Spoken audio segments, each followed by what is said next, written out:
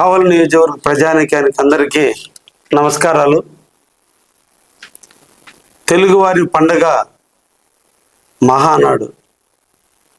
తెలుగుదేశం ఆవిర్భావం నుంచి నేటి వరకు కూడా ప్రభుత్వాలు తీసుకున్నటువంటి ప్రతి నిర్ణయాల మీద చర్చించి పాలక మండలికి సంబంధించినటువంటి నిర్ణయాలన్నింటినీ కూడా పార్టీలో చర్చించటం, పార్టీలో ఉన్నటువంటి అందరినీ రాష్ట్ర, కేంద్ర, జిల్లా, మండల అధ్యక్షులందరితోటి సమావేశమై ప్రజలకి ఏ రకమైన మెరుగైనటువంటి ఆలోచనలతో ముందుకు పోతే పరిపాలన బాగుంటుందో చర్చించి తీర్మానించడం ఒక్క తెలుగుదేశం పార్టీలోనే జరుగుతుంది.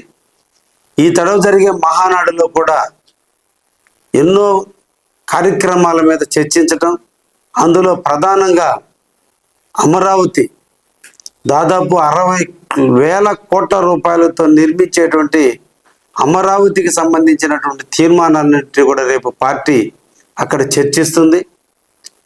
రెండోది విజన్ స్వర్ణాంధ్ర @ 2047 స్వతంత్ర ఫలాలు అంది 100 సంవత్సరాల పూర్తి చేసుకున్నటువంటి తరుణంలో ఆంధ్రప్రదేశ్ ఎలా అభివృద్ధి చెందాలి, 2040 నాటికి ఆంధ్రప్రదేశ్ యొక్క ప్రగతి భారతదేశ చరిత్రలో ఏ స్థాయిలో పెంచడానికి అవకాశం ఉందో వాటన్నిటినీ కూడా రేపటి మహానాడులో చర్చించడం జరుగుతుంది.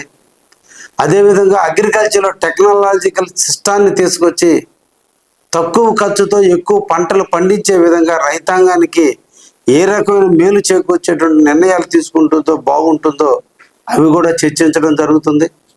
రాబోయే కాలానికి ఎట్టి పరిస్థితుల్లోనూ ఎలక్ట్రిసిటీ ఇబ్బందులు రాకుండా భవిష్యత్తును దృష్టిలో పెట్టుకుని సంస్కరణల పరంగా ఎలక్ట్రిసిటీ డిపార్ట్మెంట్ని ఎలా డెవలప్ చేయాలి, ఈ రాష్ట్ర శాంతి భద్రతలు ఏ విధంగా ఉండాలి, యువతకి మహిళలకి ఏ రకమైన ఉపాధి హామీలు కల్పించాలి, ఆంధ్రప్రదేశ్ యొక్క ప్రగతి, పారిశ్రామిక ప్రగతిని ఎలా అభివృద్ధి విధంగా చేయాలో వీటన్నిటినీ కూడా తెలుగుదేశం ప్యాలెట్ బ్యూరో దగ్గర నుంచి రాష్ట్ర కమిటీ అందరూ కూడా చర్చించి ఈ తీర్మానాలన్నిటినీ కూడా ప్రభుత్వానికి అందించే భాగంగా తెలుగుదేశం ప్రతి సంవత్సరం కూడా మహానాడు కార్యక్రమాన్ని చేపడుతుంది. ఇది తెలుగు వారు అందరూ కూడా గర్వించదగ్గటువంటి పండుగ, తెలుగు పండుగ. ఈ పండుగని అందరూ కూడా ఆస్వాదించండి, ఆహ్వానించండి, తెలుగుదేశంలో చేరండి. ఈ రాష్ట్ర ప్రగతికి నాంది పలకాల్సిందిగా ఈ సందర్భంగా కావలి నియోజక ప్రజానీకాన్ని అందరినీ కూడా కోరుకుంటున్నా. ఈ నెల 29వ జరిగేటువంటి బహిరంగ సభకు వేలాది మందిగా కడపకు తరలి రండి.